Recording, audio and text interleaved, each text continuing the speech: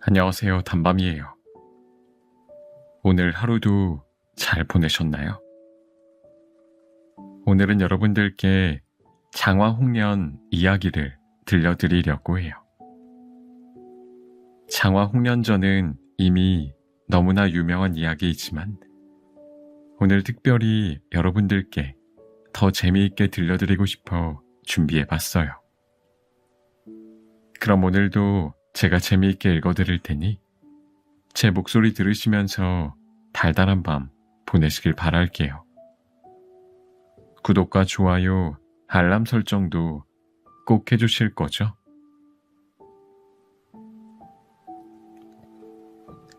옛날 조선시대 세종대왕이 임금으로 계시던 시절의 이야기입니다. 평안도 철산군에 배무룡이라는 양반이 있었습니다. 그는 본디 철산의 터 잡은 양반으로 좌수라는 벼슬을 하기도 하였습니다.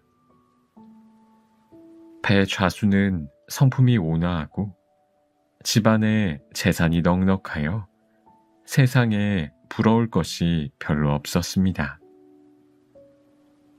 그런 그에게 단 한 가지 걱정거리가 있었으니 바로 슬하에 자식이 하나도 없는 것이었습니다. 이로 인해 배좌수 부부는 늘 슬퍼하였지요. 그러던 어느 날 부인 장씨가 몸이 노곤하여 베개를 괴고 잠깐 졸고 있을 때였습니다. 갑자기 신선이 하늘에서 내려와 장씨에게 아름다운 꽃 한 송이를 주는 것이었습니다. 장씨 부인이 손을 내밀어 꽃을 받으려는 순간 어디선가 회오리 바람이 불더니 그 꽃이 아름다운 선녀로 변하는 것이 아니겠습니까? 그 선녀는 부인에게 다가와 품속에 와락 안겼습니다. 갑자기 달려드는 선녀 때문에 놀라 잠을 깨어보니 한갓 꿈이었습니다. 부인은 꿈이 하도 기이하여 남편인 배좌수에게 꿈 이야기를 들려주었습니다. 꿈이 얼마나 생생하던지 아직도 선녀가 내 품에 안겨 있는 것 같습니다. 이 말을 들은 배좌수는 흐뭇한 웃음을 지으며 말하였습니다. 내 생각에는 우리가 자식이 없음을 하늘이 불쌍히 여기시어 귀한 자식을 점지하시는 듯합니다. 우리에게도 좋은 일이 있으려나 보. 과연 그날부터 태기가 있더니 어느덧 10달이 차왔습니다. 하루는 밤중에 향기가 진동하더니 장씨가 귀여운 딸을 순산하였지요. 아기는 정말로 선녀가 변한 듯이 그 용모가 빼어났습니다. 배좌수 부부는 이 아이를 사랑하며 이름을 장화라고 지었답니다. 그리고 손 안에 보석인 양 곱게 길렀습니다. 장화가 2살이 되면서 장씨에게 또다시 태기가 있었습니다.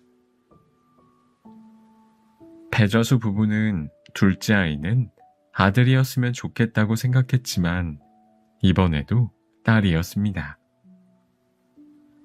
서운한 마음이 없지 않았으나 이 아이 역시 하늘이 내려준 소중한 자식인지라 이름을 홍련이라 짓고 예쁘게 키웠습니다.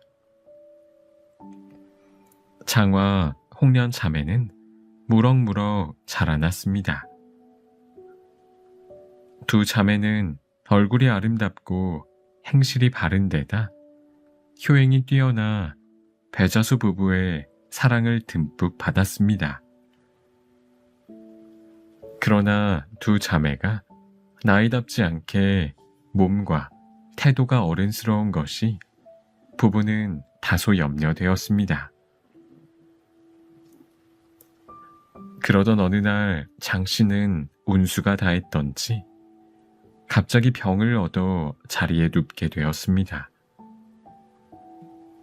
배좌수와 장화가 정성을 다하여 밤낮으로 약을 썼지만 증세는 날로 나빠질 뿐 조금도 효험이 없었습니다. 장화는 어머니의 병이 낫기를 간절히 빌었지만 평세는 나아지지 않았습니다. 장 씨는 자기의 병이 낫지 못하리라 짐작하고 나이 어린 두 딸의 손을 잡고 배좌수를 불렀습니다. 장 씨는 슬퍼하며 말하였습니다. 제가 천생의 죄가 많아 이 세상에 오래 살지 못할 것 같습니다. 죽는 것은 슬프지 않지만 장하와 홍련을 기를 사람이 없으니 차마 눈을 감지 못할 것 같습니다. 이제 전 뼛속 깊이 맺힌 한을 가슴에 품고 죽으려 합니다. 외로운 혼백이 바라는 바는 다름이 아니오라 아이들을 계속 사랑해 달라는 것입니다. 서방님은 제가 죽은 후에 다른 여인과 혼인할 테지요. 그리하면 자연히 전처가 낳은 자식들에 대한 마음은 변하기 쉬울 것입니다. 저는 이것이 두렵습니다. 바라건대 서방님은 제 마지막 부탁을 저버리지 마시고 지난날의 정을 생각해 주십시오. 그리고 두 딸을 불쌍히 여겨 다 자라거든 좋은 가문의 짝을 얻어 혼인을 시켜주신다면 제가 비록 어두운 저승에 있더라도 서방님의 은혜를 결코 잊지 않고 보답하겠습니다. 말이 끝나자 장 씨는 길게 탄식한 후 이내 숨을 거두고 말았습니다. 장화와 홍련을 안고 하늘을 원망하듯 통곡하였는데 그 가련한 정경은 보는 사람으로 하여금 간장을 녹아내리게 하였습니다. 그럭저럭 장 씨의 장례를 마치고 배좌수는 장 씨를 선산에 정성껏 묻었습니다. 장화는 어머니가 죽은 후에도 효심을 다하여 아침 저녁으로 어머니의 진지를 차려놓고 밤낮으로 슬퍼하였습니다. 세월은 흐르는 강물처럼 빨리 지나 어느덧 장 씨가 죽은 지 3년이 되었지만 장화와 홍련의 슬픔은 날로 새로워지기만 하였습니다.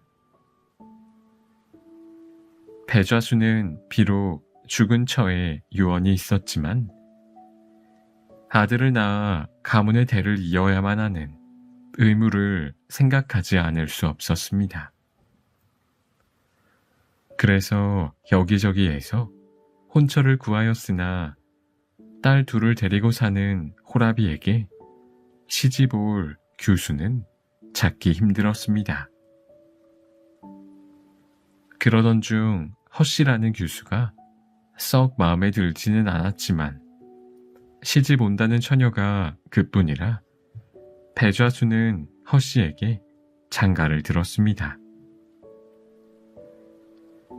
허씨의 용모를 말하자면 두 볼은 한 자가 넘고 눈은 퉁 방울 같고 코는 진흙으로 아무렇게나 만든 못생긴 병 같고 입은 메기 같고 머리털은 돼지 같고 키는 장승만 하고 소리는 이리 소리 같고 허리는 두 아름이나 되는 것이 게다가 곰배 팔이요.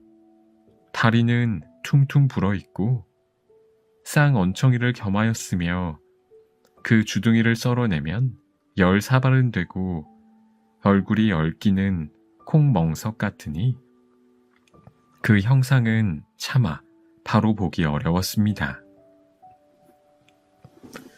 더군다나 심보는 더욱 불량하여 남이 못할 노를만 골라가며 하니 단 한 시도 집에 두기 난감할 지경이었습니다. 그래도 허씨는 여자라고 시집 온 그 달부터 태기가 있어 연달아 아들 삼형제를 낳았습니다. 배좌수는 아들을 낳아준 허씨의 고마움을 생각하여 이후로는 허씨에게 함부로 대하지 않았습니다. 그렇지만 배좌수가 허씨에게 마음을 준 것은 아니었습니다. 배좌수는 늘 딸들과 함께 죽은 장씨를 생각하였습니다. 그리고 배좌수는 잠시라도 두 딸을 못 보면 불안해하고 밖에서 볼 일을 마치고 집에 들어오면 가장 먼저 딸들의 방을 들렀습니다. 배좌수는 딸들의 손을 잡고 눈물을 흘리면서 말하였습니다.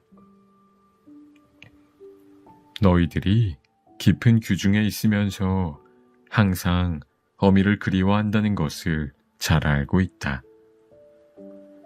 이 늙은 아비도 죽은 어미와 너희들 생각에 매양 슬퍼한단다. 이렇듯 배좌수는 딸들을 가련히 여겼습니다. 계모 허씨는 배좌수가 딸들을 사랑하며 끼고 돌수록 장화 자매를 시기하는 마음이 커졌습니다. 그래서 일부러 장화와 홍련에 없는 잘못을 만들어 배좌수에게 말하기도 하였습니다. 그러나 그런 말을 들으면 배좌수는 오히려 허씨의 시기심을 나무라며 꾸짖었습니다. 우리는 본래 가난하게 지내다가 전초에 재물이 많아 지금 풍족하게 살고 있소. 그대가 먹는 것이 다 전초의 재물이니 그 은혜를 생각하면 크게 감동해야 마땅한데 저 어린 것들을 심히 괴롭게 하니 이 어찌 사람이 할 짓이오. 다시는 그러지 마시오. 이렇게 배좌수가 허씨를 타일렀지만 승냥이 이리 같은 그 마음은 뉘우칠 줄을 몰랐습니다. 배좌수가 장화 홍련만 감싸주니 허씨는 더욱 화가 나 아예 자매를 죽일 작정을 하였습니다. 그러고는 어떻게 죽일까 생각하며 하루하루를 보냈지요. 하루는 배좌수가 안채로 가서 딸의 방에 앉아 두 딸의 기색을 살폈습니다. 자매는 서로 손을 잡은 채 슬픔에 잠겨 흐르는 눈물을 옷깃에 닦았습니다. 배좌수는 이런 모습을 보고 매우 측은히 여겨 탄식하며 생각했습니다. 이는 반드시 죽은 어미를 생각하고 슬퍼함이로다. 그리고 그렇게 죽은 어미를 그리워하게 된 데에는 계모의 구박이 있었던 줄 짐작하였습니다. 배좌수는 딸들의 손을 잡고 함께 눈물을 흘리며 말하였습니다.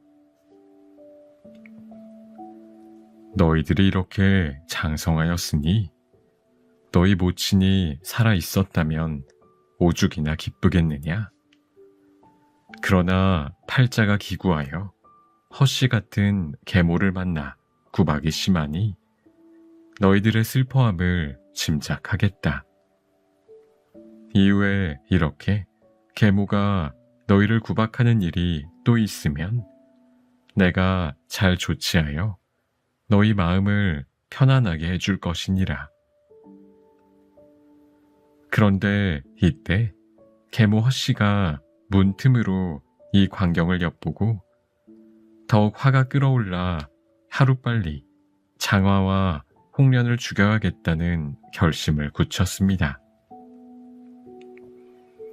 흉계를 생각하던 허씨는 어느 날 문득 떠오르는 것이 있었던지 제 자식 장쇠를 불러 큰 쥐 한 마리를 잡아오게 하였습니다. 그러고는 잡은 쥐의 껍질을 벗기고 그 피를 쥐의 몸뚱이에 발랐습니다. 이것으로 유산된 태아의 형상을 만들어 장화가 자는 방에 들어가 이불 밑에 슬쩍 밀어넣고 나왔습니다.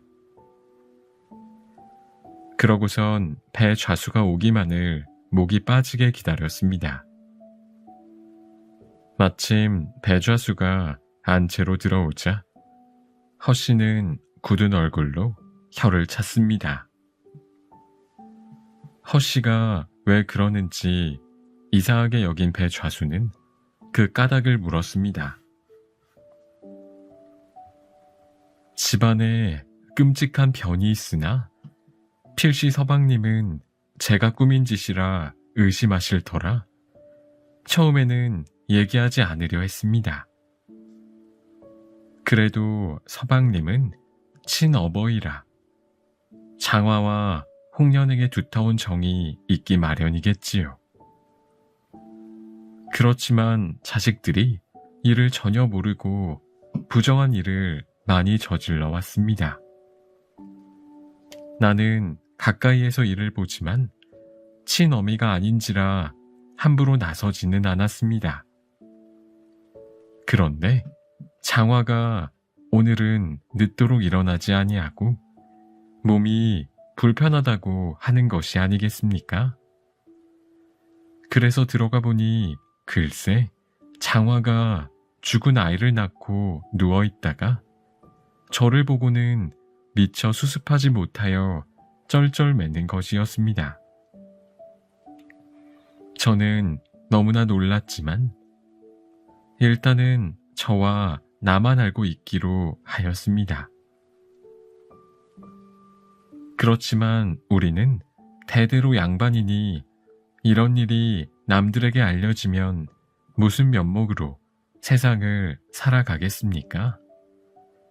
저는 그리 될까 두렵습니다. 배좌수는 크게 놀라며 허씨의 말이 사실인지 확인하기 위해 부인의 손을 이끌고 아이들이 자는 방으로 들어갔습니다. 이때 장화와 홍련자매는 사람이 들어오는 기척도 모른 채 깊이 잠이 들어 있었습니다. 배좌수가 이불을 들추자 과연 이불 밑에 작은 핏덩이가 있는 것이 틀림없는 태아의 형상이었습니다. 방에서 나온 허씨는 그 피 묻은 것을 가지고 길길이 날뛰었습니다. 일의 정황을 널리 헤아릴 줄 모르는 용렬한 배좌수는 허씨의 흉계를 모르고 놀라며 고심하였습니다. 이 일을 장차 어찌하리요? 이때 계모 허씨가 말하였습니다. 일이 매우 심각합니다. 처녀가 임신을 하다니요. 그것도 뼈대 있는 양반집 규수가 말입니다. 남이 모르게 장화를 죽여 흔적을 없애면 남은 이런 줄은 모르고 제가 죄 없는 전실 자식을 모해하여 죽였다고 할 것이요. 남이 알면 부끄러움을 면치 못할 것이니 차라리 제가 먼저 죽어 뒷일을 모르는 게 나을까 합니다. 그러고는 거짓으로 자기 목에 무명천을 두르면서 자결하는 척하였습니다. 그런데도 미련한 배좌수는 그 흉계를 모르고 급히 달려들어 붙들고 빌면서 울고불고 하였습니다. 그대의 깊은 속은 내 이미 아는 바이니 빨리 방법을 가르쳐주면 내가 저 아이를 처치하겠소. 흉녀는 이 말을 듣고 마음속으로 쾌즈를 불렀습니다. 이제는 원을 이룰 때가 왔다. 하지만 겉으론 탄식하며 말하였습니다. 내 죽어 모르고자 하였더니 서방님이 이토록 지극히 생각하시니 부득이 참지만 저 아이를 죽이지 아니하면 장차 가문의 이름에 먹칠을 할 것입니다. 일이 어려우니 빨리 처치하여 이 일이 드러나지 않게 하십시오. 배좌수는 죽은 처의 유언을 생각하면 차마 할 수 없는 일이나 한편으로는 집안의 명예를 생각하고 또 한편으로는 장화를 괘씸히 여기기에 장화를 죽일 계책을 허씨와 함께 의논하니 허씨는 마음속으로 기뻐서 어쩔 줄을 몰랐습니다. 허씨는 평소에 품고 있던 묘책을 말하였습니다. 장화를 불러 저희 외삼촌 댁에 다녀오라 하고 장쇠를 시켜 같이 가다가 연못에 빠뜨려 죽이는 것이 상책일까 합니다. 배저수가 듣고 그리 나쁘지 않게 여겨 장쇠를 불러 이리 하라고 일러주었습니다. 장화와 흉녀는 죽은 어머니를 생각하다가 슬픔에 겨워 잠이 들었으나 어찌 허씨가 이런 계책을 꾸미는 줄을 알 수 있었겠습니까? 그러나 장화는 이상한 기운에 잠을 깨어 울적한 기분으로 앉아 있었습니다. 그런데 갑자기 안채에서 아버지가 부르는 소리가 들렸습니다. 한밤중에 부르시는 아버지를 의아하게 여기며 장화는 아버지 앞으로 나갔습니다. 배저수가 침통한 목소리로 장화에게 말하였습니다. 너희 외삼촌 댁이 여기서 멀지 않으니 잠시 다녀오너라. 장화는 너무나 뜻밖의 명을 들었으므로 한편으로는 놀랍고 한편으로는 슬퍼서 눈물을 머금고 말씀드렸습니다. 소녀 오늘까지 대문 밖을 나가본 일이 없는데 아버지는 어찌하여 이 깊은 밤에 알지 못하는 길을 가라 하십니까? 배저수가 화난 목소리로 꾸짖었습니다. 장쇠를 데리고 가라 하였거늘 무슨 잔말이 이다시도 많으냐? 아비의 말을 거역하려 하느냐? 장화가 이 말을 듣고 크게 울부짖었습니다. 아버지께서 죽으라 하신들 어찌 분부를 거역하겠습니까마는 밤이 깊었기로 어린 생각에 사정을 아를 따름입니다. 다만 부탁이오니 날이 새거든 가게 해주십시오. 이 말에 배좌수는 정에 이끌려 망설였습니다. 그러자 문 밖에서 듣고 있던 허씨가 문을 발길로 차며 들어와 꾸짖었습니다. 너는 어버이 명령을 순수히 따라야 마땅하거늘 무슨 말대꾸를 하면서 함부로 어기려 하느냐? 허씨가 후령하니 장화는 더욱 서러워졌습니다. 그러나 그런 말을 듣고 더 이상 아버지께 청할 수 없어 울면서 말하였습니다. 아버님의 분부가 이러하시니 분부대로 하겠습니다. 장화는 방으로 들어가 홍련을 불러 손을 잡고 말하였습니다. 아버지의 뜻은 잘 알지 못하겠지만 무슨 연고가 있는지 이 밤중에 외가에 다녀오라 하시는구나. 아버지의 명을 거역하지 못해 가긴 가지만 아무래도 불길하기 짝이 없다. 우리 자매가 어머니를 여의고 서로 의지하여 세월을 보내되 한시라도 떨어진 적이 없었는데 천만 뜻밖의 이 일을 당하여 너를 적적한 빈 방에 혼자 두고 갈 일을 생각하니 가슴이 터지고 애간장이 타는구나. 아무쪼록 잘 있어라. 내 가는 길이 좋지 못할 듯하나 되도록 빨리 돌아올 것이니 그 사이 그리움이 있을지라도 참고 기다려라. 옷이나 갈아입고 가야겠다. 옷을 갈아입은 후 장화는 다시 홍련의 손을 잡고 울며 말하였습니다. 아버지와 새어머니를 극진히 섬기면서 내가 돌아오기를 기다리면 내 가서 오랫동안 있지 않고 수삼일에 돌아올 테다. 그동안 서로 그리워하는 마음이야 어찌할 수 없겠지만 말이다. 너를 홀로 두고 가는 내 마음도 너무나 슬프구나. 그래도 너무 많이 울지 말고 부디 잘 있어야 한다. 말을 마치고 자매가 대성통곡하며 손을 붙잡고 서로 헤어지지 못하니 참으로 슬픈 정경이었습니다. 살아있을 때 그지없이 자매를 사랑했던 모친은 어찌 이런 때에 저들을 굽어 살피지 못하는지요.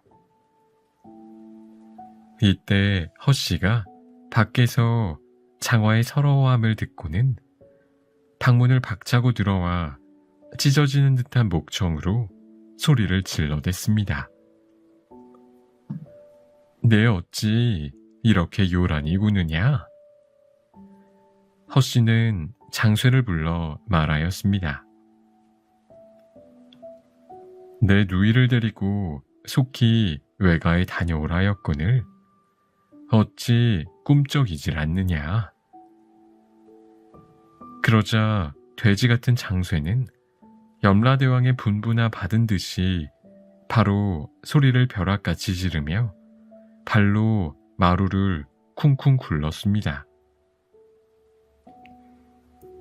누이는 빨리 나오시오. 아버지의 명을 거역하여 공연히 나만 꾸지람을 듣게 되니 이 안이 원통하오. 장쇠가 안달을 내며 재촉하자 장화는 어쩔 수 없이 홍련의 손을 떨치고 나오려 하였습니다.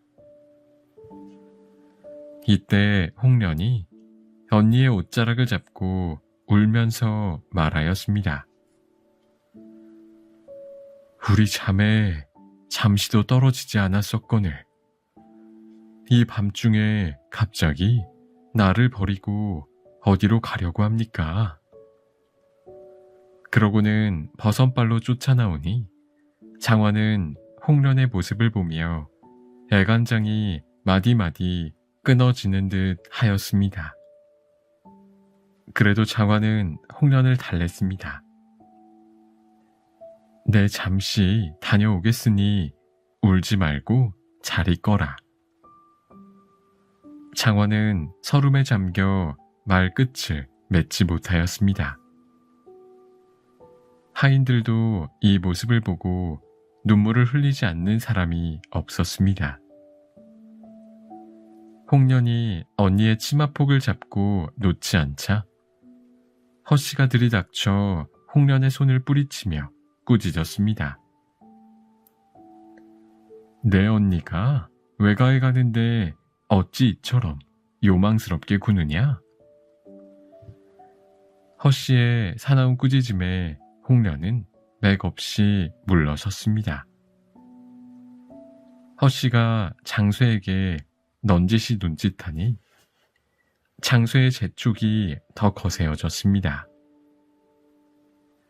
장원은 마지못해 홍련과 이별하고 아버지께 하직 인사를 드린 후 울면서 말에 올라 길을 나섰습니다. 장쇠가 말을 급히 몰아 장화 일행은 깊은 산속 한적한 곳에 다다랐습니다. 풀과 나무가 무성하게 우거져 사람의 자취는 전혀 볼 수 없는 곳이었답니다. 달빛만 휘영청 밝은데 구슬픈 두견이 소리까지 들리자 간장이 다 녹아내리는 듯 하였습니다. 장화가 앞을 살피니 소나무 숲 가운데 연못이 있었습니다. 얼핏 보기에도 크고 깊은 물 같이 보였습니다. 연못을 보자 장화는 정신이 아득해졌습니다. 물소리가 처량히 들리는 연못가에 다다르자 말을 잡고 있던 장쇠가 갑자기 장화더러 내리라고 하였습니다. 장화는 깜짝 놀라며 큰 소리로 장쇠를 나무랐습니다. 도대체 여기가 어디인데 내리라고 하느냐? 그러자 장쇠가 대답했습니다. 누이의 죄를 자기가 할 것인데 어찌 나한테 물으시오? 아버지가 누이를 외가에 가라 하심은 참말이 아니요. 누이가 평소에 행실이 올바르지 못했어도 어머니께서 순하셔서 모르는 채 하셨는데 이번 일은 도저히 참을 수가 없었다고 하십니다. 이제 아버지도 누이가 낙태한 사실을 아셔서 나를 시켜 남이 모르게 이 못에 빠뜨리라고 하셨소. 여기까지 왔으니 누이가 알아서 빨리 물에 들어가는 게 서로 좋겠소. 그러면서 장쇠는 장화를 억지로 말해서 내리게 했습니다. 장쇠의 말에 장화는 마른 하늘에 날벼락이 떨어진 듯 넋을 잃고 소리를 질렀습니다. 하늘도 야속하오. 이 일이 웬일이오? 무슨 일로 장화를 태어나게 하시고 또 천고에 없는 누명을 씌워 이 깊은 못에 빠뜨려 속절없이 원혼이 되게 하시는고. 하늘이여 굽어 살피소서. 장화는 세상에 난 후로 문 밖에 나가본 적이 없거늘 오늘날 억울한 누명을 쓰오니 전생에 죄악이 그리 많았던가. 우리 모친은 어찌 세상을 버리시고 이 슬픈 인생을 남겼던고. 간악한 사람의 음해로 모닥불에 모여드는 나비가 타 죽듯 죽는 것은 슬프지 않지만 원통한 이 누명을 어느 시절에 씻으며 외로운 저 동생은 장차 어찌 될 것인가? 장화는 이렇게 통곡하다가 그만 기절하였습니다. 이런 모습을 보면 아무리 목석 같은 마음을 가진 이라도 서러워하련마는 저 야박하고 무정한 장쇠놈은 어서 죽기나 하라고 재촉할 뿐이었습니다. 이 적막한 산중에 밤이 이미 깊었으니 지나가는 사람도 없소. 아무래도 죽을 인생인데 굳이 바랄게 뭐하겠소. 어서 빨리 물로 들어가쇼. 장수의 말을 듣고 장화는 정신을 가다듬으며 말하였습니다. 예, 장수야, 내 말 좀 들어보아라. 너와 나는 비록 어머니는 다르나 아버지는 같지 않느냐? 그리고 어렸을 적에 내가 널 보살피고 내가 날 따르던 적을 한번 생각해서라도 내 부탁을 들어주려무나. 나도 내가 죽을 수밖에 없음을 잘 알고 있단다. 하지만 죽기 전에 내가 날 가련하게 여겨주면 외삼촌 댁에도 가고 돌아가신 어머니의 묘에 찾아가 외롭게 홀로 남은 홍련을 부탁하고 싶구나. 이는 절대 살 방도를 찾고자 꾀를 내는 것이 아니다. 내가 변명하면 반드시 어머니의 시기가 있을 것이며 요행이 살더라도 앞으로 이런 일이 끊이지 않을 터이지. 그리고 여기서 내가 기어이 살고자 하면 아버지의 명령을 거역하는 것이니 양반가의 자손으로서 그 역시 할 수 없는 일이다. 그래서 나는 반드시 아버지의 명령대로 죽을 것이지만 바라건대 잠시 말미를 주면 홍련을 부탁할 곳을 다녀와 죽음을 청하겠다.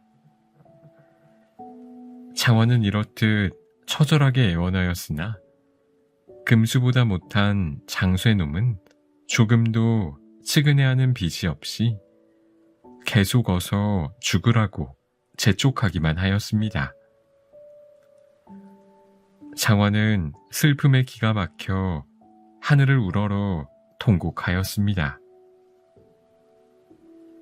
하늘은 이 억울한 사정을 굽어 살피소서. 소녀 팔자가 박복하여 7살에 어미를 여이고 자매가 서로 의지하여 살아왔습니다. 서산에 지는 해와 동력에 돋는 달을 볼 때면 서글픔에 잠기고 후원에 피는 꽃과 섬돌에 나는 풀을 볼 때면 괴로운 마음에 눈물을 비오듯 흘리며 지내왔습니다.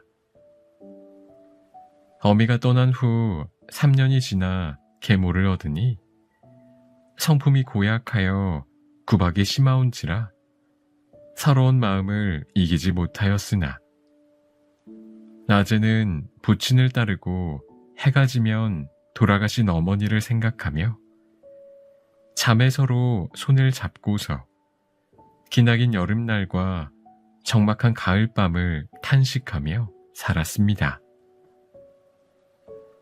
그러나 오늘날 극악한 계모의 모험에서 벗어나지 못하옵고 물에 빠져 죽사오니 제 억울한 일을 천지신명께서 바로잡아 주시옵소서. 또한 홍련의 일생을 어여삐 여기셔서 저 같은 인생을 본받지 말게 하옵소서. 장화는 장쇠를 돌아보며 말하였습니다.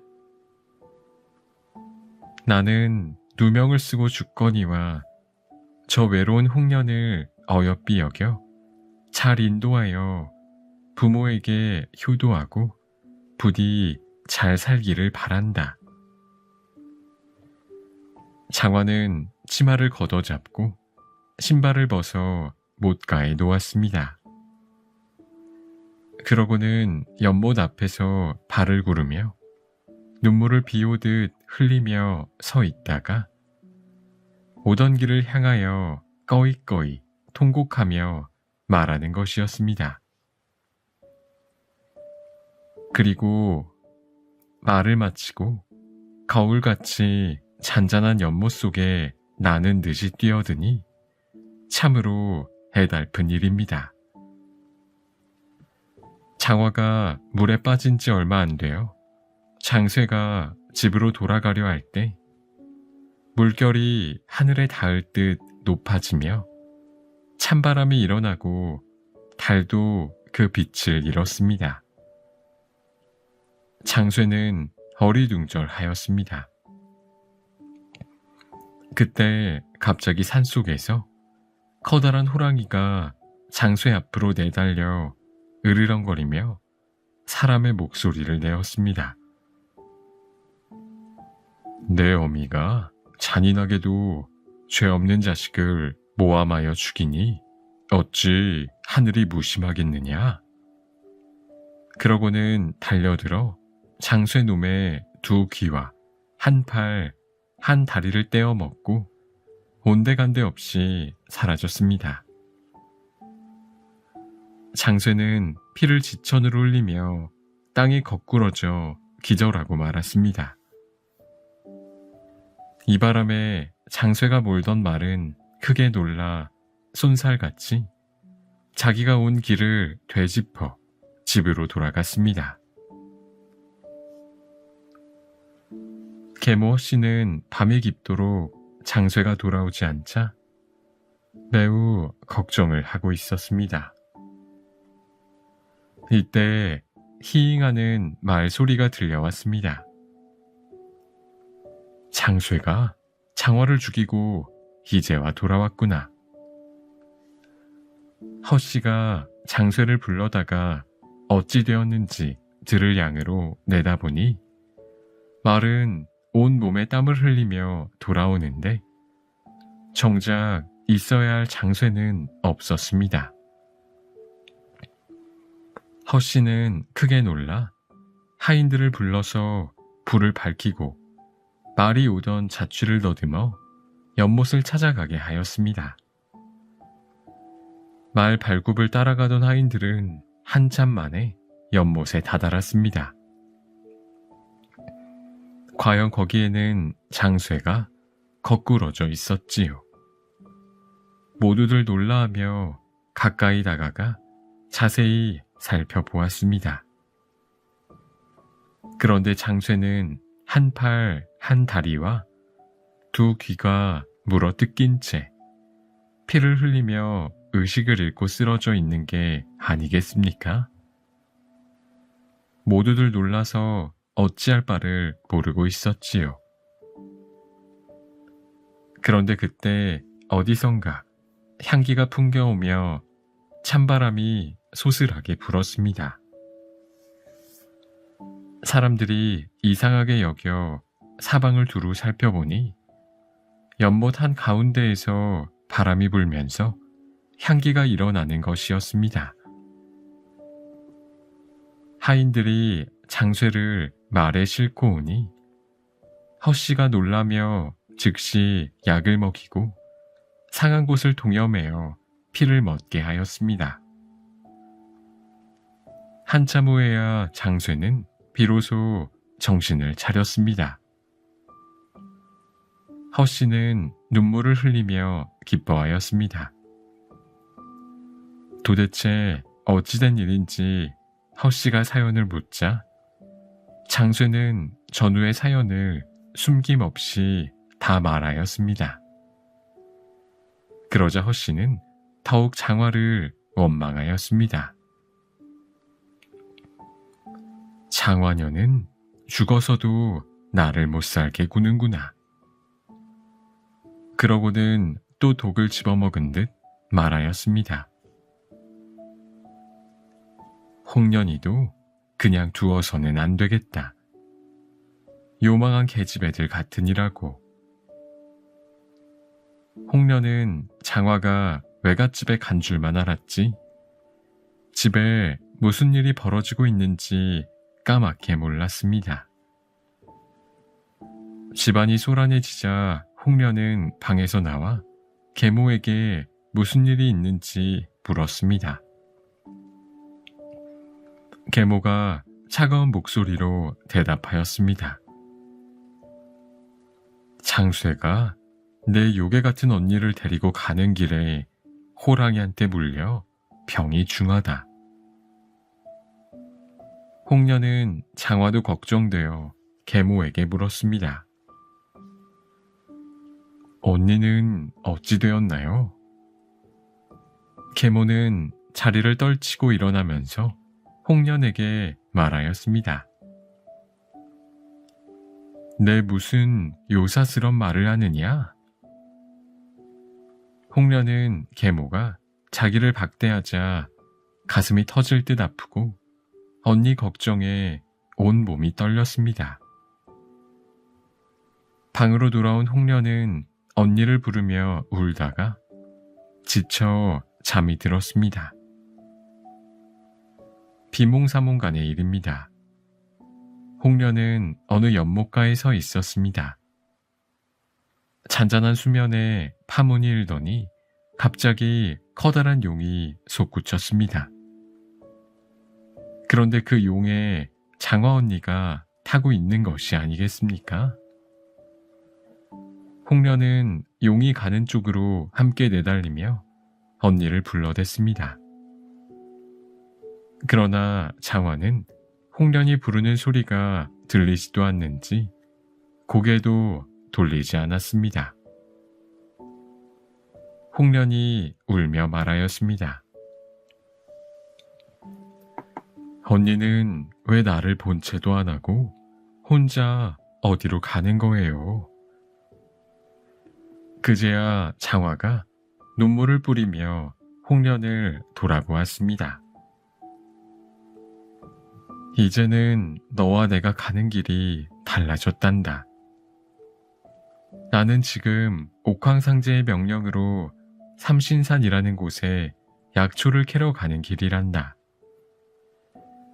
갈 길이 바빠 너와 함께 이야기할 시간이 없는 것이니 나를 너무 원망하지 마라. 조금만 참고 기다려라. 내가 때를 보아 너를 데려가라.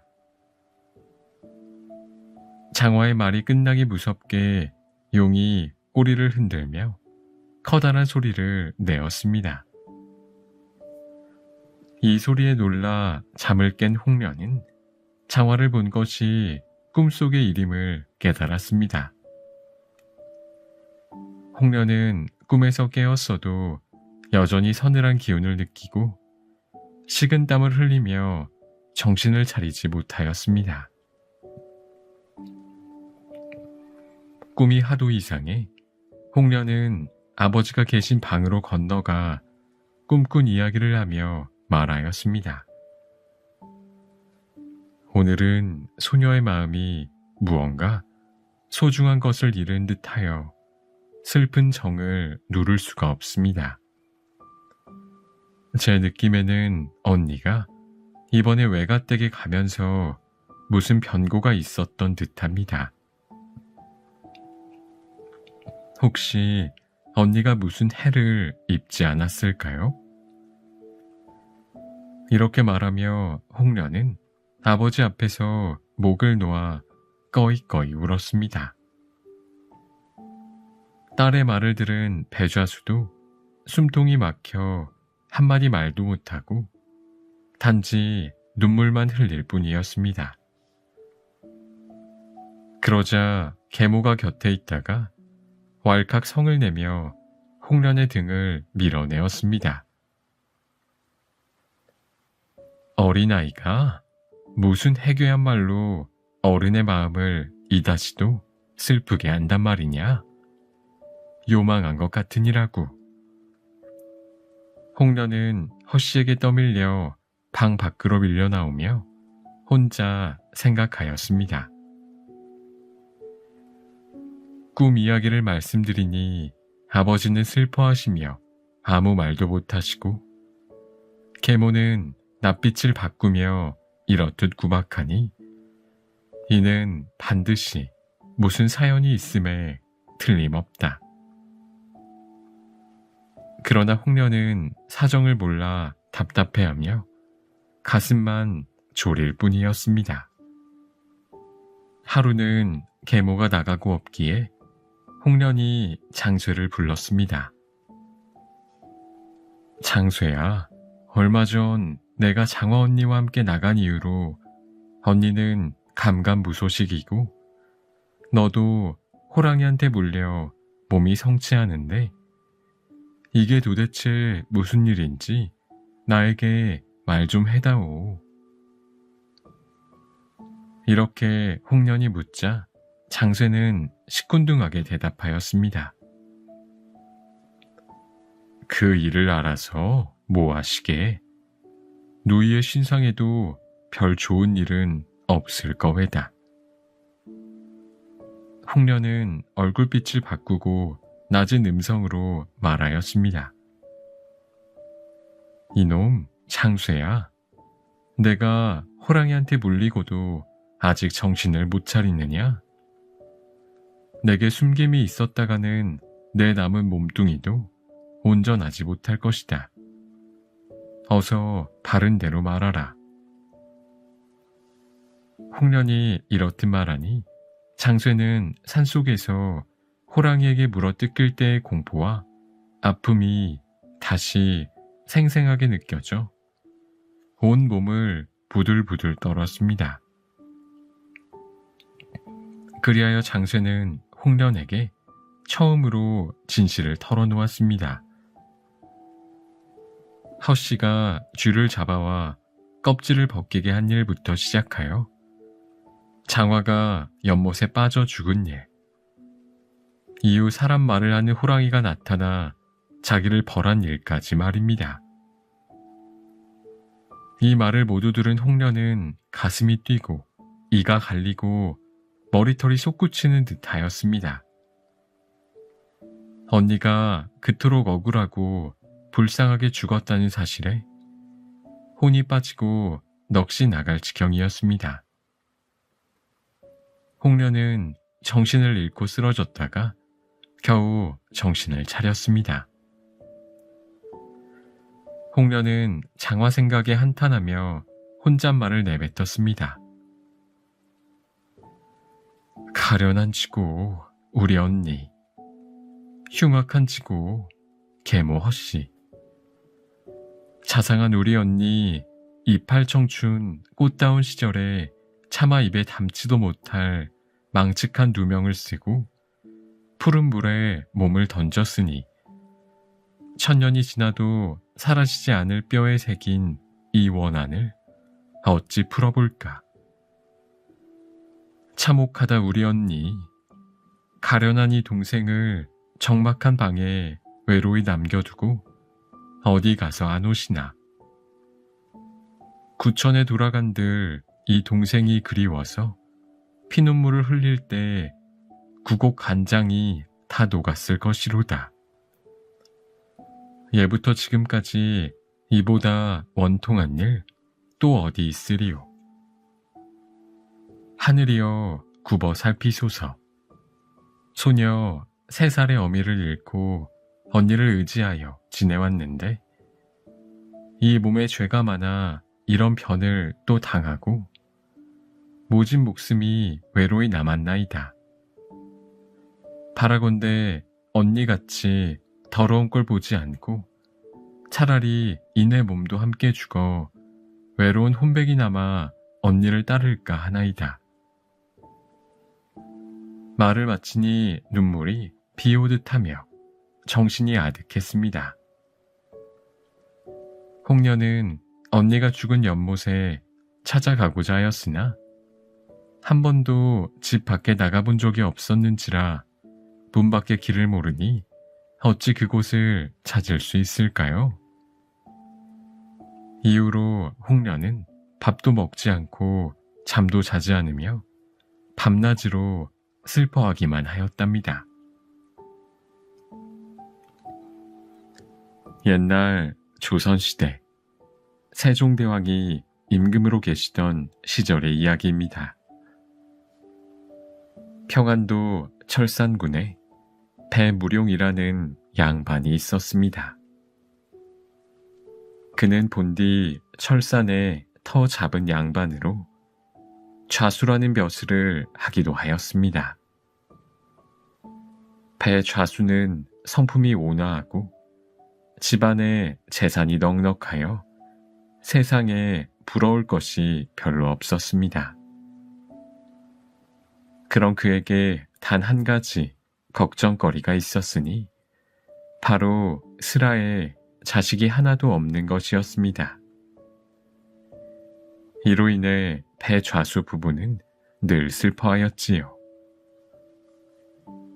그러던 어느 날 부인 장씨가 몸이 노곤하여 베개를 괴고 잠깐 졸고 있을 때였습니다.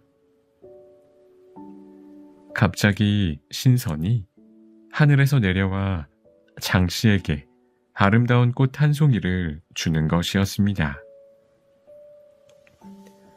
장씨 부인이 손을 내밀어 꽃을 받으려는 순간 어디선가 회오리 바람이 불더니 그 꽃이 아름다운 선녀로 변하는 것이 아니겠습니까? 그 선녀는 부인에게 다가와 품속에 와락 안겼습니다. 갑자기 달려드는 선녀 때문에 놀라 잠을 깨어보니 한갓 꿈이었습니다. 부인은 꿈이 하도 기이하여 남편인 배좌수에게 꿈 이야기를 들려주었습니다. 꿈이 얼마나 생생하던지 아직도 선녀가 내 품에 안겨 있는 것 같습니다. 이 말을 들은 배좌수는 흐뭇한 웃음을 지으며 말하였습니다.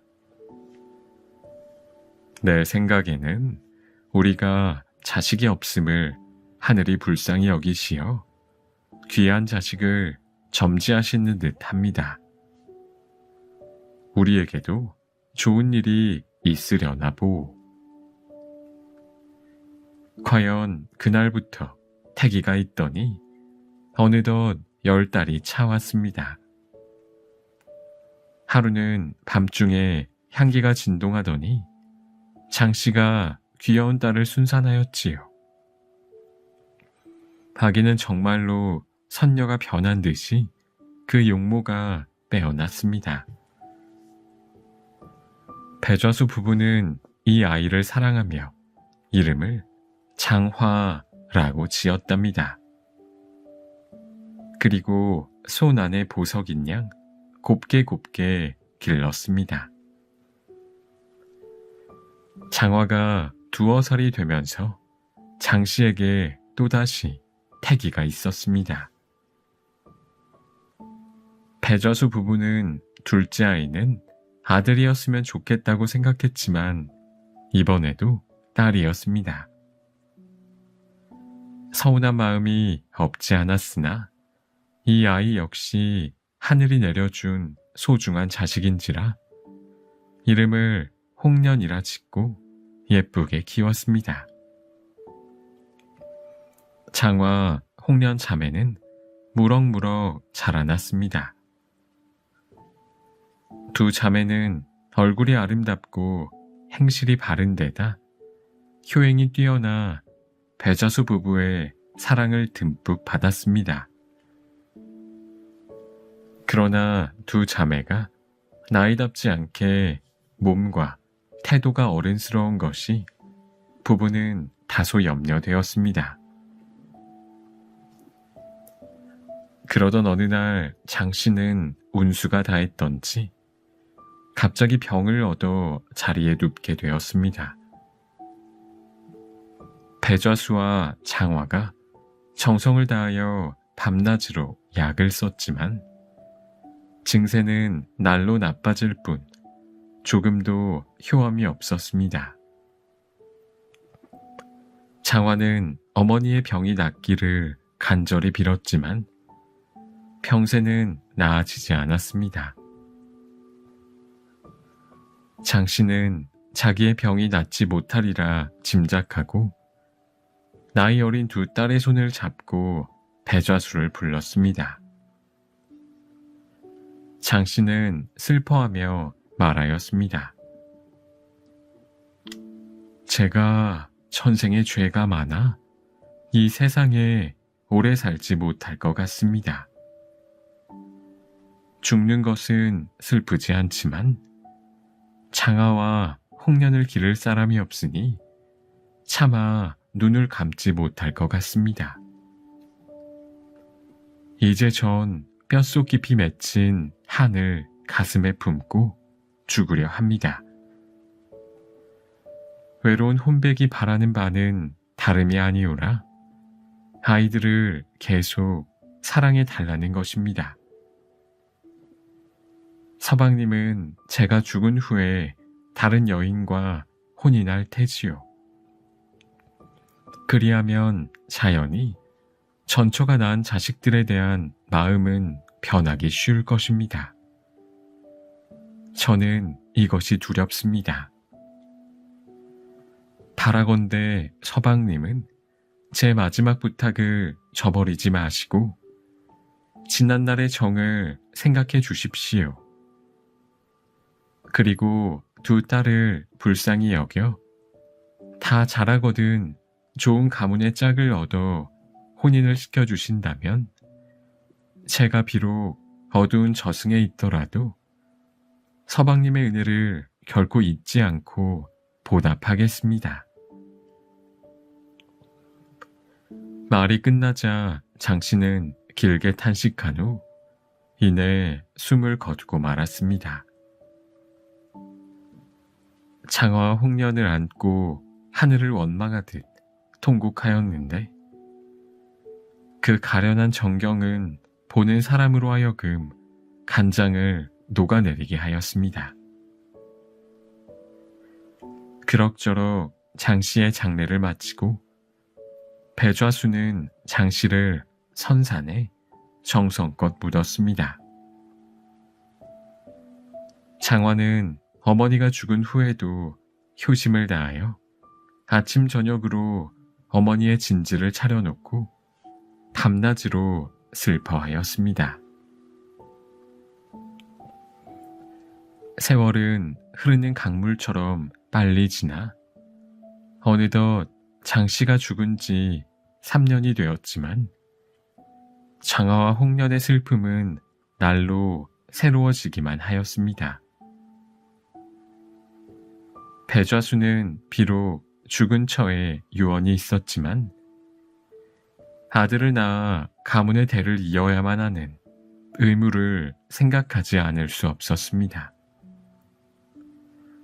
그래서 여기저기에서 혼처를 구하였으나 딸 둘을 데리고 사는 호라비에게 시집 올 규수는 찾기 힘들었습니다.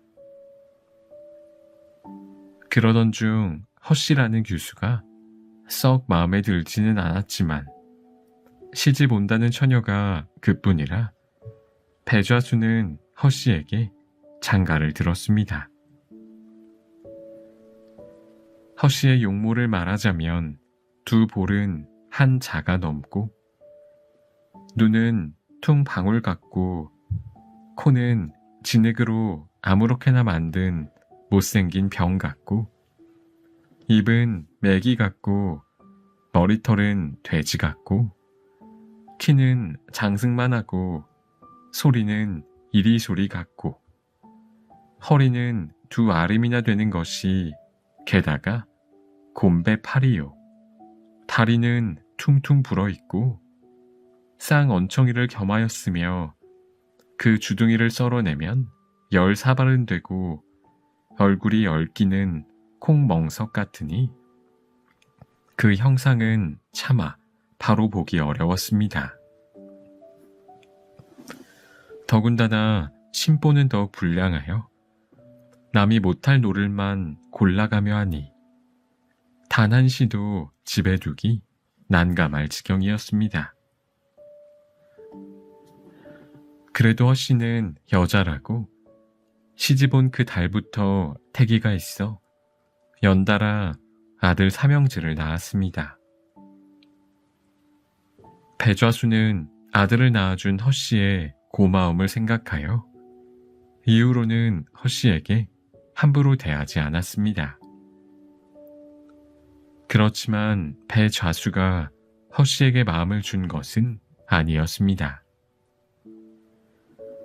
배좌수는 늘 딸들과 함께 죽은 장씨를 생각하였습니다.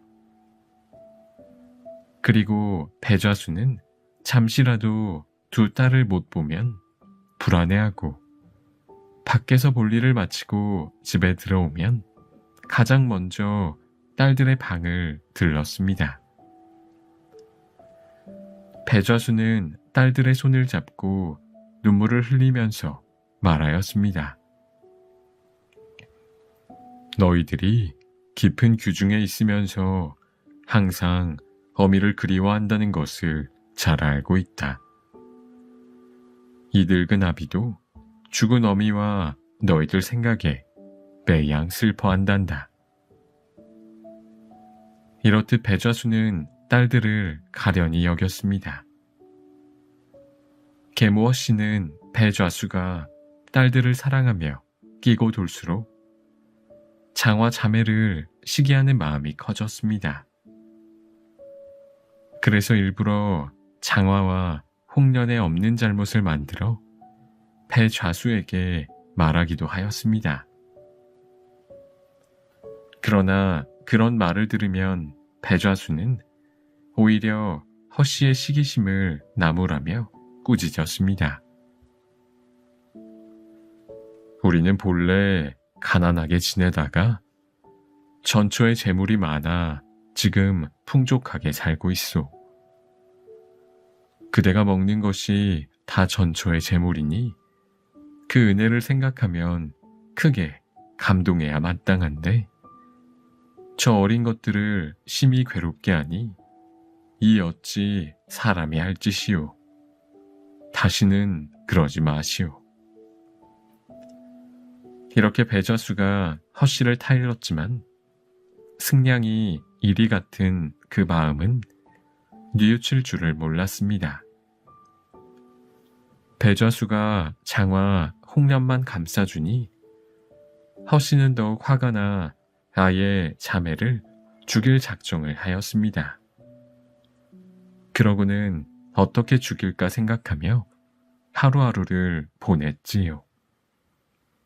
하루는 배좌수가 안채로 가서 딸의 방에 앉아 두 딸의 기색을 살폈습니다. 자매는 서로 손을 잡은 채 슬픔에 잠겨 흐르는 눈물을 옷깃에 닦았습니다. 배좌수는 이런 모습을 보고 매우 측은히 여겨 탄식하며 생각했습니다. 이는 반드시 죽은 어미를 생각하고 슬퍼함이로다.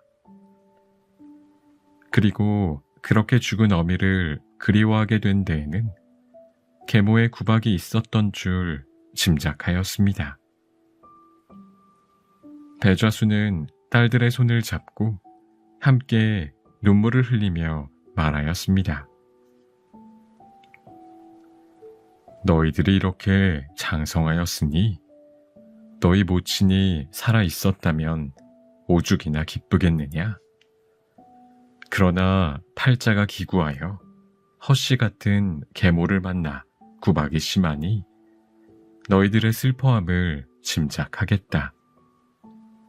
이후에 이렇게 계모가 너희를 구박하는 일이 또 있으면 내가 잘 조치하여 너희 마음을 편안하게 해줄 것이니라. 그런데 이때 계모 허씨가 문틈으로 이 광경을 엿보고 더욱 화가 끓어올라 하루빨리 장화와 홍련을 죽여야겠다는 결심을 굳혔습니다.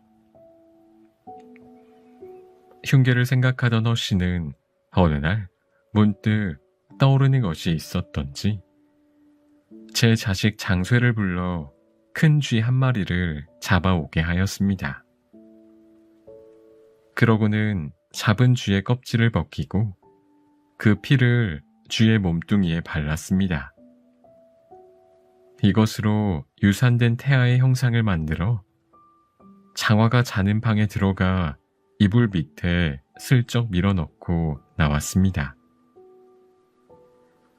그러고선 배 좌수가 오기만을 목이 빠지게 기다렸습니다. 마침 배 좌수가 안채로 들어오자 허씨는 굳은 얼굴로 혀를 찼습니다. 허씨가 왜 그러는지 이상하게 여긴 배 좌수는 그 까닭을 물었습니다. 집안에 끔찍한 변이 있으나 필시 서방님은 제가 꾸민 짓이라 의심하실 터라 처음에는 얘기하지 않으려 했습니다. 그래도 서방님은 친어버이라 장화와 홍련에게 두터운 정이 있기 마련이겠지요. 그렇지만 자식들이 이를 전혀 모르고 부정한 일을 많이 저질러 왔습니다. 나는 가까이에서 이를 보지만 친어미가 아닌지라 함부로 나서지는 않았습니다. 그런데 장화가 오늘은 늦도록 일어나지 아니하고 몸이 불편하다고 하는 것이 아니겠습니까? 그래서 들어가 보니 글쎄 장화가 죽은 아이를 낳고 누워있다가 저를 보고는 미처 수습하지 못하여 쩔쩔매는 것이었습니다. 저는 너무나 놀랐지만 일단은 저와 나만 알고 있기로 하였습니다. 그렇지만 우리는 대대로 양반이니 이런 일이 남들에게 알려지면 무슨 면목으로 세상을 살아가겠습니까? 저는 그리 될까 두렵습니다. 배좌수는 크게 놀라며 허씨의 말이 사실인지 확인하기 위해 부인의 손을 이끌고 아이들이 자는 방으로 들어갔습니다. 이때 장화와 홍련자매는 사람이 들어오는 기척도 모른 채 깊이 잠이 들어 있었습니다. 배좌수가 이불을 들추자 과연 이불 밑에 작은 핏덩이가 있는 것이 틀림없는 태아의 형상이었습니다. 방에서 나온 허씨는 그 피 묻은 것을 가지고 길길이 날뛰었습니다. 일의 정황을 널리 헤아릴 줄 모르는 용렬한 배좌수는 허씨의 흉계를 모르고 놀라며 고심하였습니다. 이 일을 장차 어찌하리오?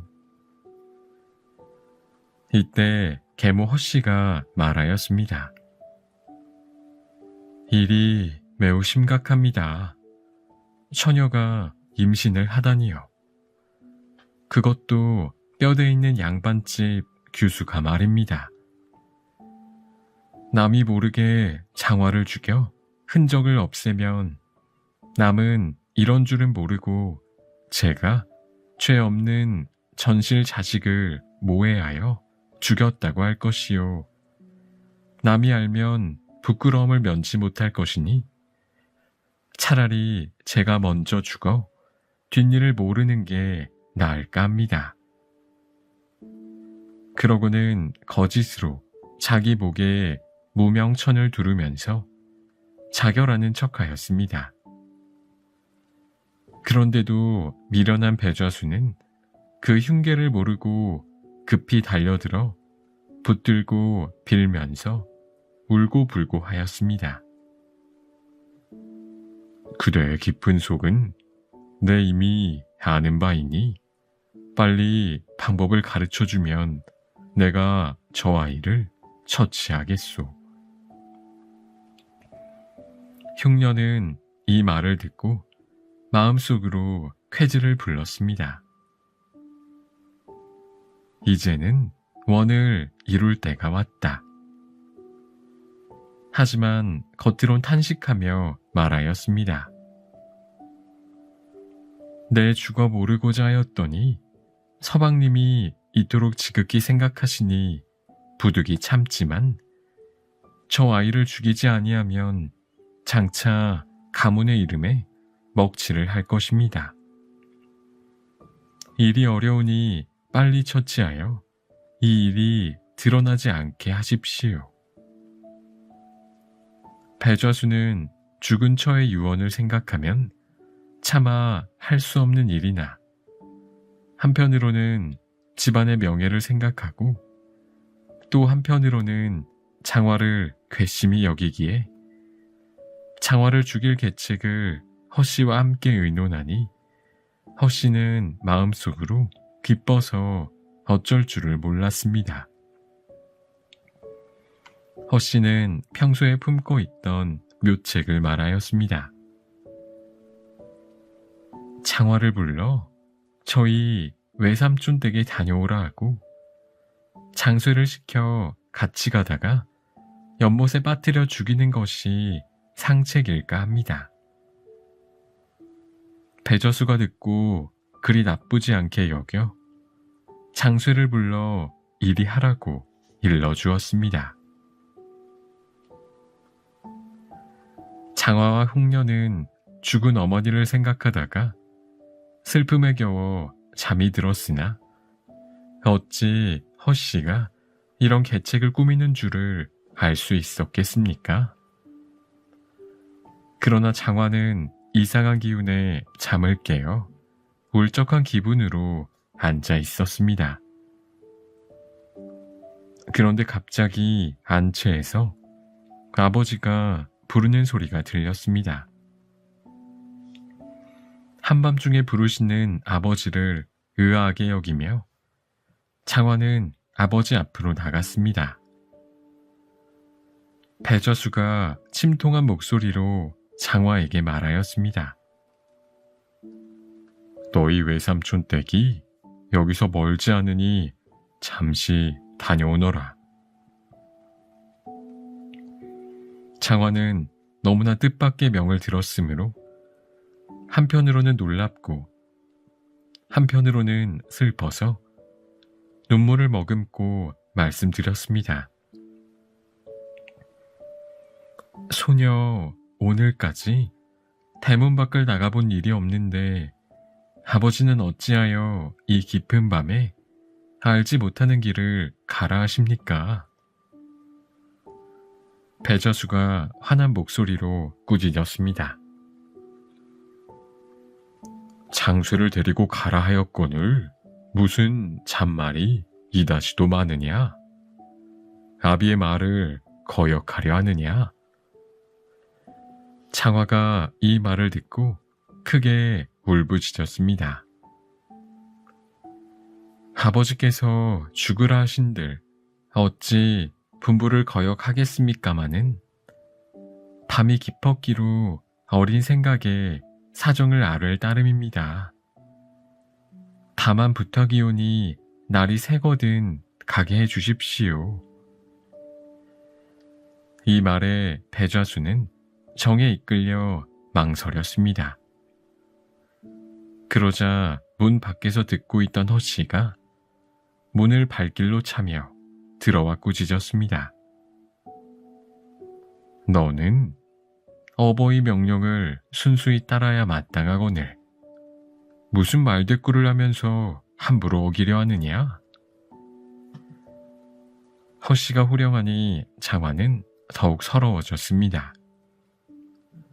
그러나 그런 말을 듣고 더 이상 아버지께 청할 수 없어 울면서 말하였습니다.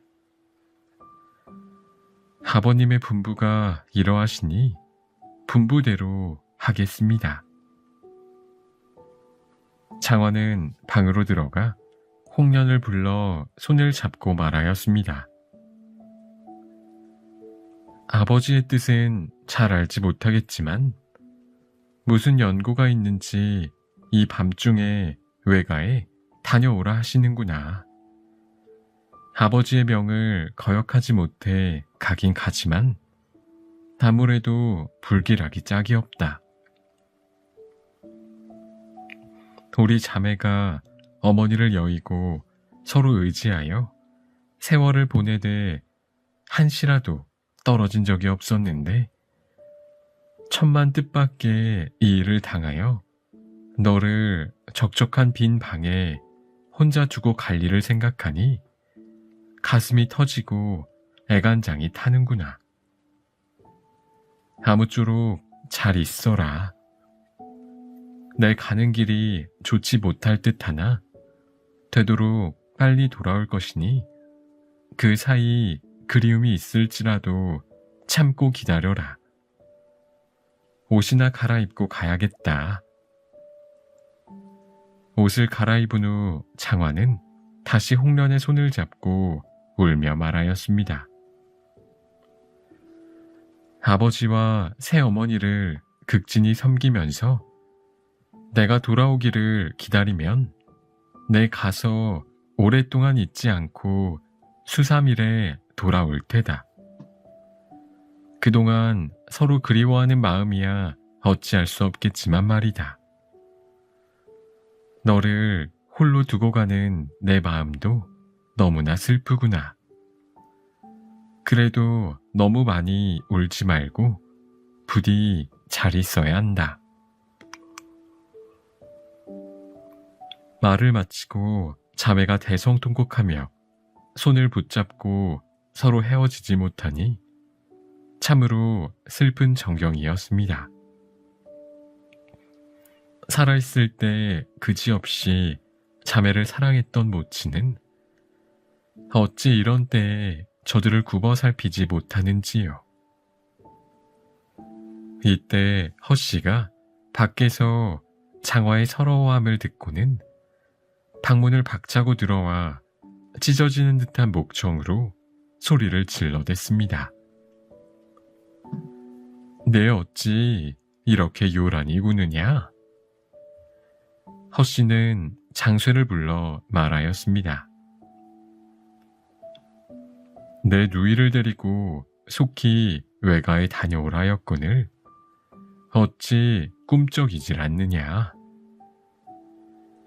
그러자 돼지 같은 장쇠는 염라대왕의 분부나 받은 듯이 바로 소리를 벼락같이 지르며 발로 마루를 쿵쿵 굴렀습니다.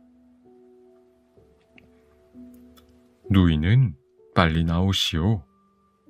아버지의 명을 거역하여 공연히 나만 꾸지람을 듣게 되니 이 안이 원통하오. 장쇠가 안달을 내며 재촉하자 장화는 어쩔 수 없이 홍련의 손을 떨치고 나오려 하였습니다. 이때 홍련이 언니의 옷자락을 잡고 울면서 말하였습니다. 우리 자매 잠시도 떨어지지 않았었거늘 이 밤중에 갑자기 나를 버리고 어디로 가려고 합니까? 그러고는 버선발로 쫓아나오니 장화는 홍련의 모습을 보며 애간장이 마디마디 끊어지는 듯 하였습니다. 그래도 장화는 홍련을 달랬습니다. 내 잠시 다녀오겠으니 울지 말고 잘 있거라. 장화는 서름에 잠겨 말끝을 맺지 못하였습니다. 하인들도 이 모습을 보고 눈물을 흘리지 않는 사람이 없었습니다. 홍련이 언니의 치마폭을 잡고 놓지 않자 허씨가 들이닥쳐 홍련의 손을 뿌리치며 꾸짖었습니다. 내 언니가 외가에 가는데 어찌 이처럼 요망스럽게 구느냐? 허씨의 사나운 꾸짖음에 홍련은 맥없이 물러섰습니다. 허씨가 장쇠에게 넌지시 눈짓하니 장쇠의 재촉이 더 거세어졌습니다. 장원은 마지못해 홍련과 이별하고 아버지께 하직 인사를 드린 후 울면서 말에 올라 길을 나섰습니다. 장쇠가 말을 급히 몰아 장화 일행은 깊은 산속 한적한 곳에 다다랐습니다. 풀과 나무가 무성하게 우거져 사람의 자취는 전혀 볼 수 없는 곳이었답니다. 달빛만 휘영청 밝은데 구슬픈 두견이 소리까지 들리자 간장이 다 녹아내리는 듯 하였습니다. 장화가 앞을 살피니 소나무 숲 가운데 연못이 있었습니다. 얼핏 보기에도 크고 깊은 물 같이 보였습니다. 연못을 보자 장화는 정신이 아득해졌습니다. 물소리가 처량히 들리는 연못가에 다다르자 말을 잡고 있던 장쇠가 갑자기 장화더러 내리라고 하였습니다. 장화는 깜짝 놀라며 큰 소리로 장쇠를 나무랐습니다. 도대체 여기가 어디인데 내리라고 하느냐? 그러자 장쇠가 대답했습니다. 누이의 죄를 자기가 할 것인데 어찌 나한테 물으시오? 아버지가 누이를 외가에 가라 하심은 참말이 아니오.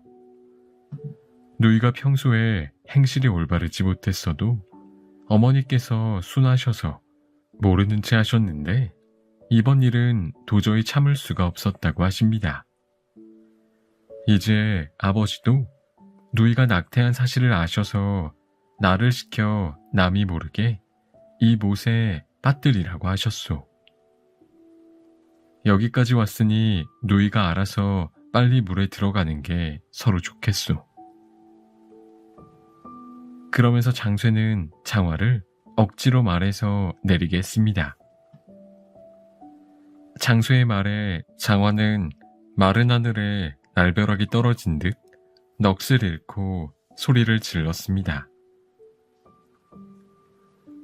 하늘도 야속하오. 이 일이 웬일이오? 무슨 일로 장화를 태어나게 하시고 또 천고에 없는 누명을 씌워 이 깊은 못에 빠뜨려 속절없이 원혼이 되게 하시는고. 하늘이여 굽어 살피소서. 장화는 세상에 난 후로 문 밖에 나가본 적이 없거늘 오늘날 억울한 누명을 쓰오니 전생에 죄악이 그리 많았던가. 우리 모친은 어찌 세상을 버리시고 이 슬픈 인생을 남겼던고. 간악한 사람의 음해로 모닥불에 모여드는 나비가 타 죽듯 죽는 것은 슬프지 않지만 원통한 이 누명을 어느 시절에 씻으며 외로운 저 동생은 장차 어찌 될 것인가? 장화는 이렇게 통곡하다가 그만 기절하였습니다.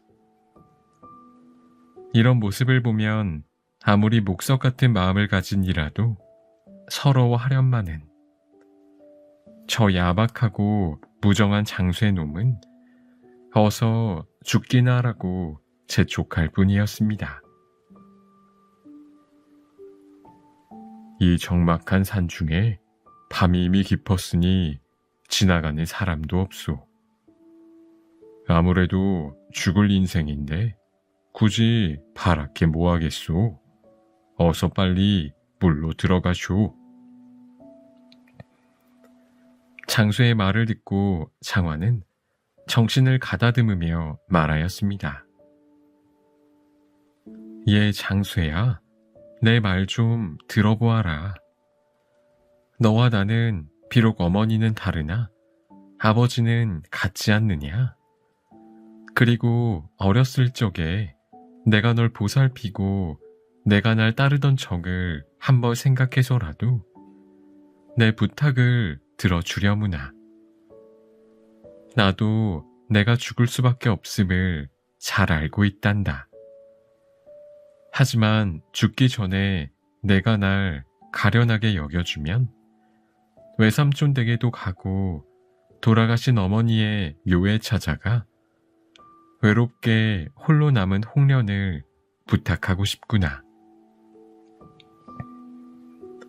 이는 절대 살 방도를 찾고자 꾀를 내는 것이 아니다. 내가 변명하면 반드시 어머니의 시기가 있을 것이며 요행이 살더라도 앞으로 이런 일이 끊이지 않을 터이지.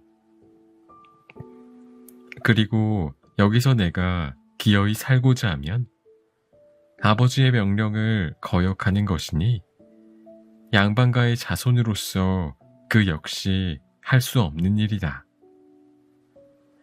그래서 나는 반드시 아버지의 명령대로 죽을 것이지만 바라건대 잠시 말미를 주면 홍련을 부탁할 곳을 다녀와 죽음을 청하겠다.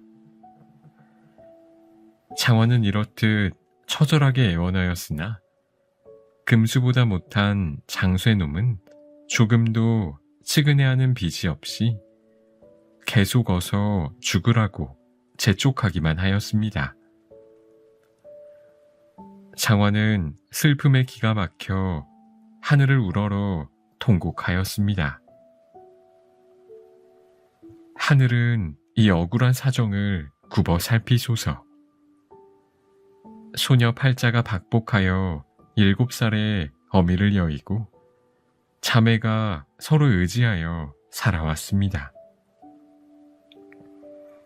서산에 지는 해와 동력에 돋는 달을 볼 때면 서글픔에 잠기고 후원에 피는 꽃과 섬돌에 나는 풀을 볼 때면 괴로운 마음에 눈물을 비오듯 흘리며 지내왔습니다. 어미가 떠난 후 3년이 지나 계모를 얻으니 성품이 고약하여 구박이 심하온지라 서러운 마음을 이기지 못하였으나 낮에는 부친을 따르고 해가 지면 돌아가신 어머니를 생각하며 잠에 서로 손을 잡고서 기나긴 여름날과 적막한 가을밤을 탄식하며 살았습니다. 그러나 오늘날 극악한 계모의 모험에서 벗어나지 못하옵고 물에 빠져 죽사오니 제 억울한 일을 천지신명께서 바로잡아 주시옵소서. 또한 홍련의 일생을 어여삐 여기셔서 저 같은 인생을 본받지 말게 하옵소서. 장화는 장쇠를 돌아보며 말하였습니다. 나는 누명을 쓰고 죽거니와 저 외로운 홍련을 어여삐 여겨 잘 인도하여 부모에게 효도하고 부디 잘 살기를 바란다. 장화는 치마를 걷어잡고 신발을 벗어 못가에 놓았습니다. 그러고는 연못 앞에서 발을 구르며 눈물을 비오듯 흘리며 서 있다가 오던 길을 향하여 꺼이꺼이 통곡하며 말하는 것이었습니다. 그리고 말을 마치고 거울같이 잔잔한 연못 속에 나는 듯이 뛰어드니 참으로 애달픈 일입니다. 장화가 물에 빠진 지 얼마 안 되어 장쇠가 집으로 돌아가려 할 때 물결이 하늘에 닿을 듯 높아지며 찬바람이 일어나고 달도 그 빛을 잃었습니다. 장쇠는 어리둥절하였습니다. 그때 갑자기 산속에서 커다란 호랑이가 장쇠 앞으로 내달려 으르렁거리며 사람의 목소리를 내었습니다. 내 어미가 잔인하게도 죄 없는 자식을 모함하여 죽이니 어찌 하늘이 무심하겠느냐? 그러고는 달려들어 장쇠 놈의 두 귀와 한 팔, 한 다리를 떼어 먹고 온데간데 없이 사라졌습니다. 장쇠는 피를 지천으로 흘리며 땅이 거꾸러져 기절하고 말았습니다. 이 바람에 장쇠가 몰던 말은 크게 놀라 쏜살같이 자기가 온 길을 되짚어 집으로 돌아갔습니다.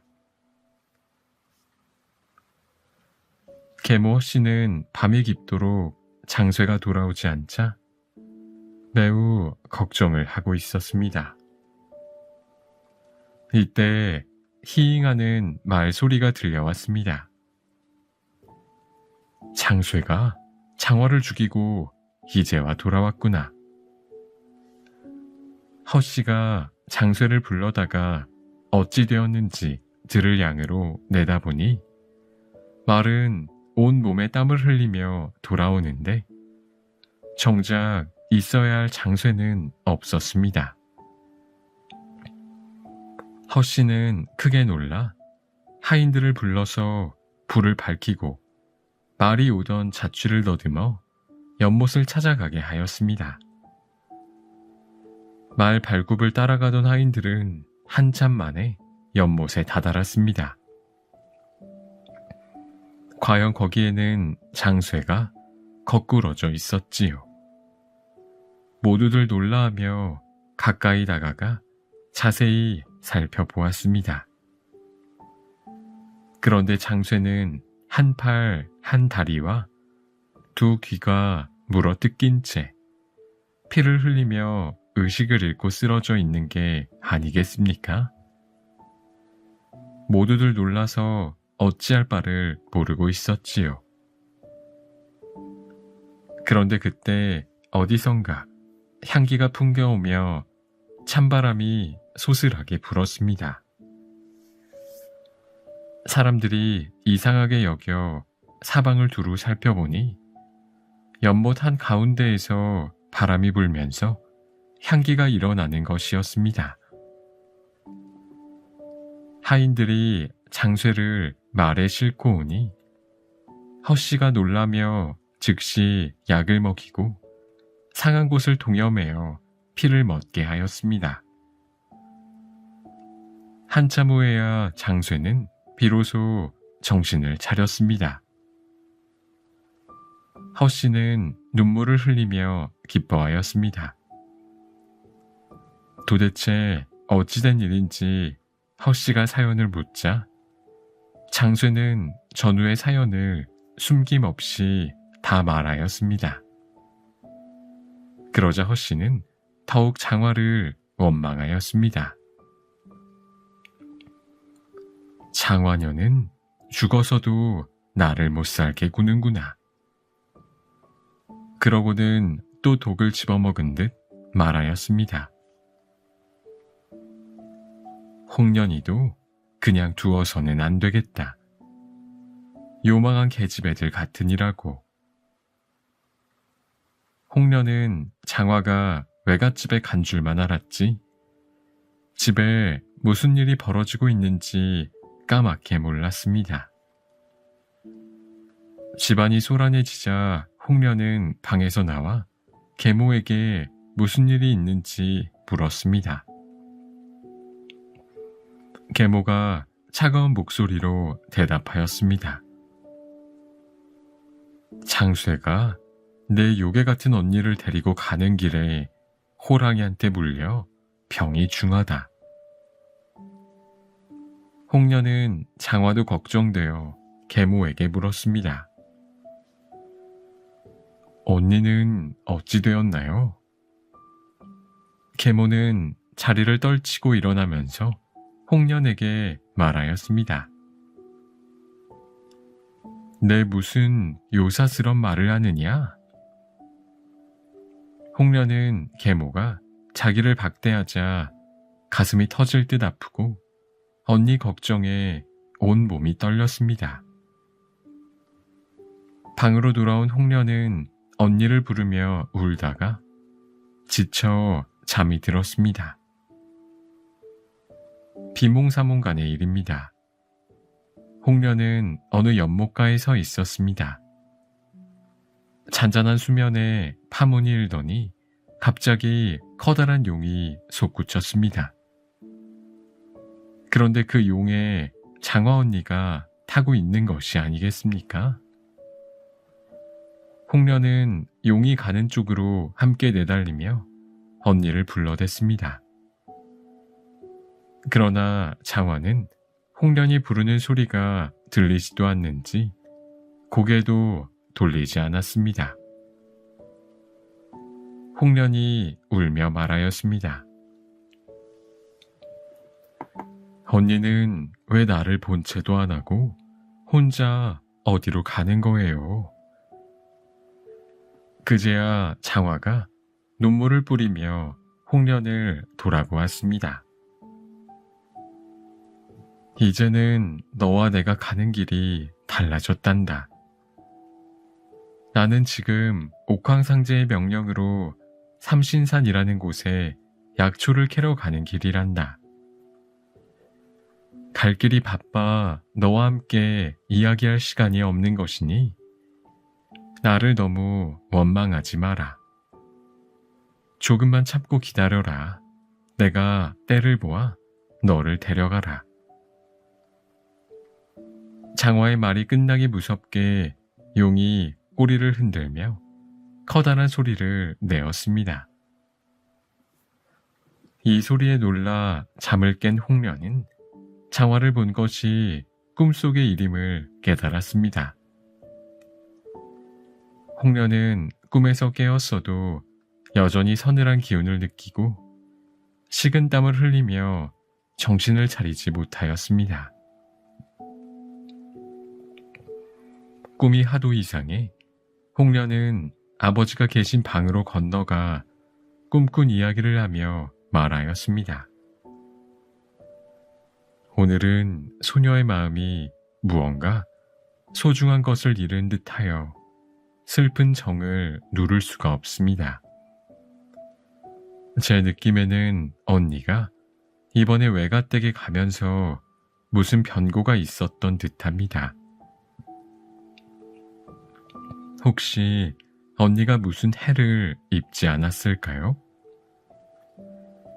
이렇게 말하며 홍련은 아버지 앞에서 목을 놓아 꺼이꺼이 울었습니다.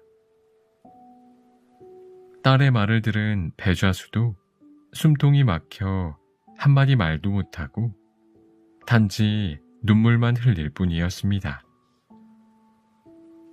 그러자 계모가 곁에 있다가 왈칵 성을 내며 홍련의 등을 밀어내었습니다.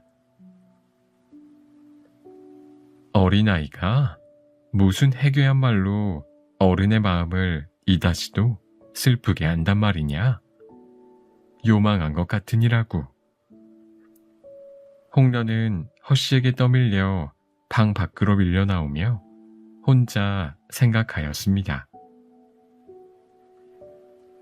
꿈 이야기를 말씀드리니 아버지는 슬퍼하시며 아무 말도 못하시고 계모는 낯빛을 바꾸며 이렇듯 구박하니 이는 반드시 무슨 사연이 있음에 틀림없다.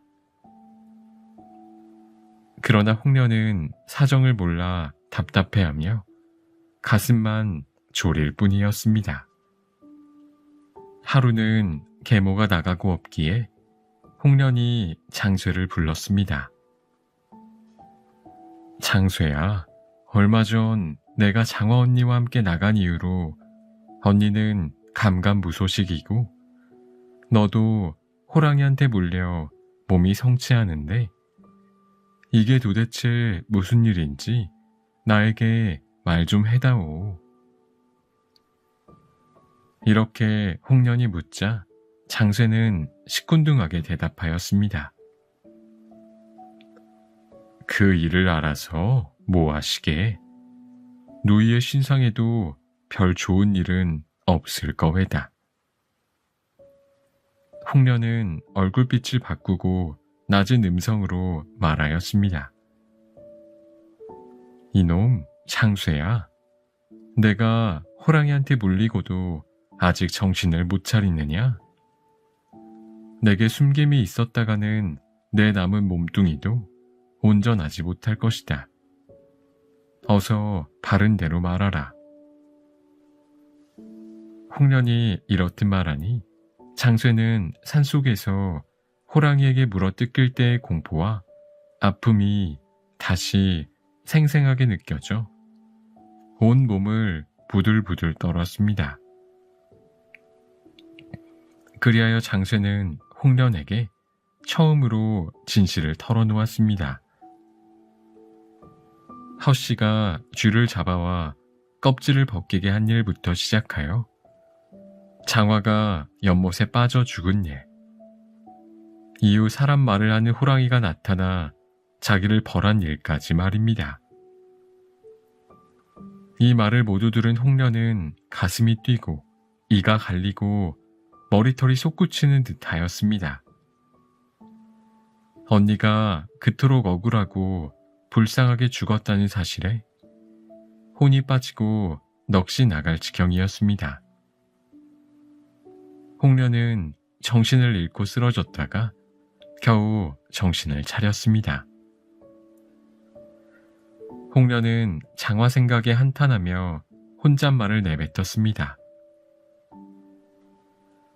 가련한 지고 우리 언니, 흉악한 지고 계모 허씨, 자상한 우리 언니 이팔 청춘 꽃다운 시절에 차마 입에 담지도 못할 망측한 누명을 쓰고 푸른 물에 몸을 던졌으니 천년이 지나도 사라지지 않을 뼈에 새긴 이 원한을 어찌 풀어볼까.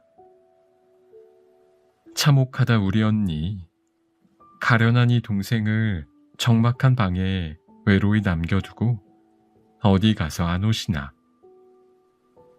구천에 돌아간들 이 동생이 그리워서 피눈물을 흘릴 때 구곡 간장이 다 녹았을 것이로다.